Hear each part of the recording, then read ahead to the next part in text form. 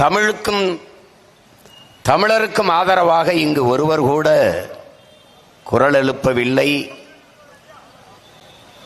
கன்னடர்களுடைய கருத்தை கண்டித்து பேசவில்லை என்பதிலிருந்து நாம் அறிய வேண்டியது, கர்நாடகாவில் கன்னடர்கள் உயிர்ப்போடு இன உணர்வோடும் மான உணர்வோடும் இருக்கிறார்கள், தமிழ்நாட்டில் தமிழர்கள் என்று யாரும் இல்லை என்பதை அந்த நிகழ்வு மறுபடியும் நமக்கு நிரூபித்து காட்டியது.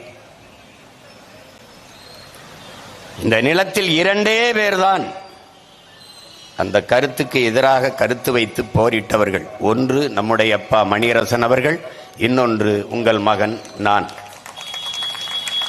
அதற்கு பிறகு இவர்கள் கருத்துக்கு பேராதரவு தமிழ் மக்களிடத்திலே வருகிறது என்ற பிறகு வாயை திறந்த பெருமக்கள் பலர்.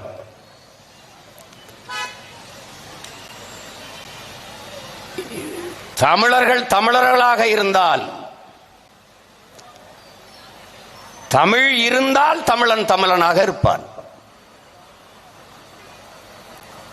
தமிழ் மீட்சியே தமிழர் எழுச்சி என்கிறார் நம்முடைய தாத்தா மொழிஞாயிறு தேவினை எப்பாவானர். தமிழன் எழுச்சியுற வேண்டுமானால் தமிழ் மீட்சியுற வேண்டும். இங்கே திட்டமிட்டு